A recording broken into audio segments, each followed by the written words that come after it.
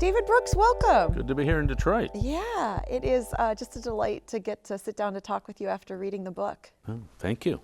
So as I was reading the book, How to Know a Person, The Art of Seeing Others Deeply and Being Deeply Seen, I was thinking a lot about who the book was for, right? Books are for a reader, for an individual, right?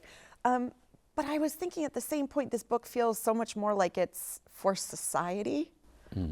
For community right now. How are you thinking about who this book was written for?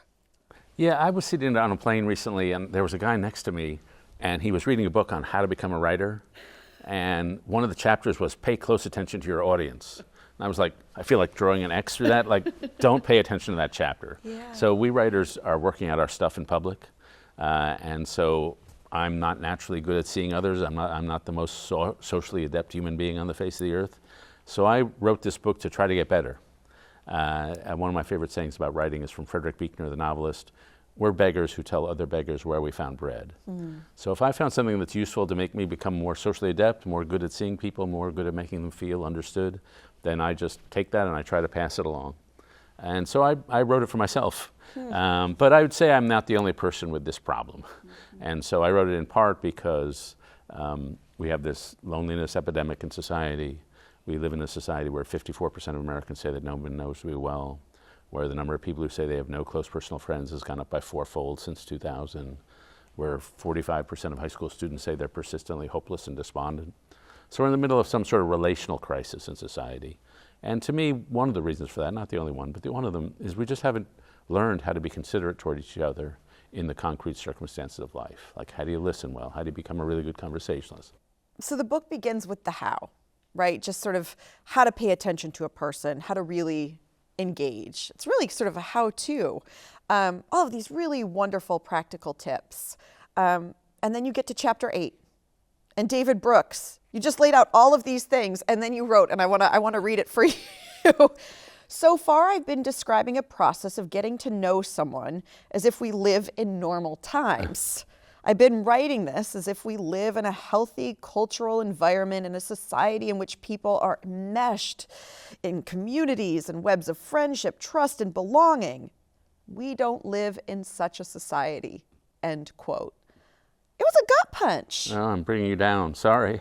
But it sets up what I think is, so the early stuff like how to be a good listener, right. the tips for how to be a good conversationalist, those are happy tips and easy. Yeah. But there are so many times we have painful conversations these days.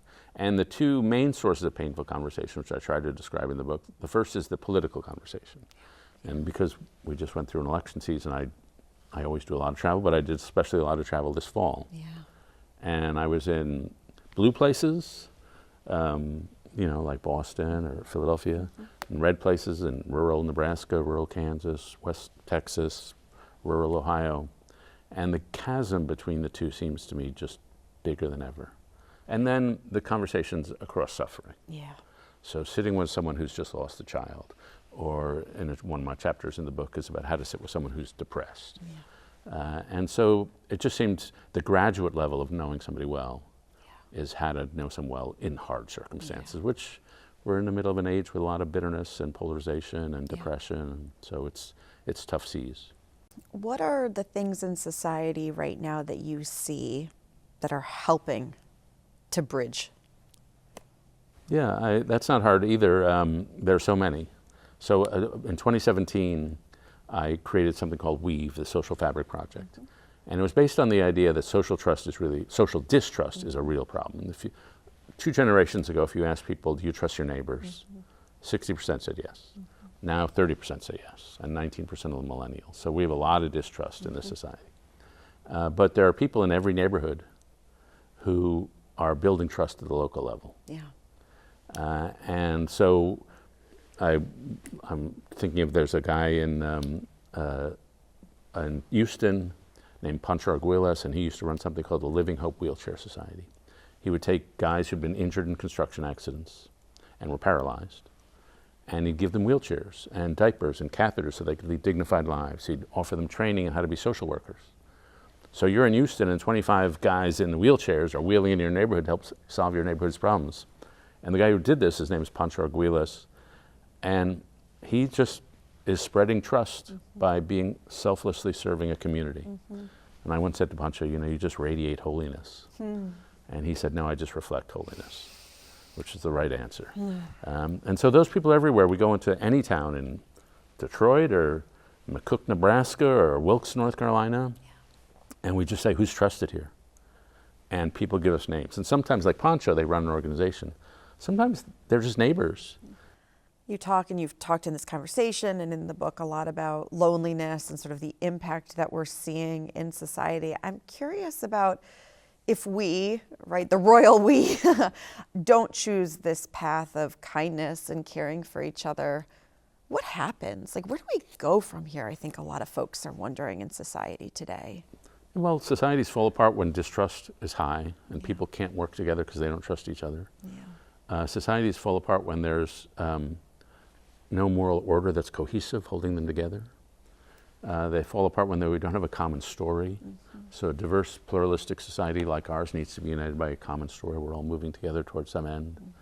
But then the very act of being considerate to one another, it sounds like minute and not that important. But societies break apart when that doesn't happen, because people feel existentially lonely.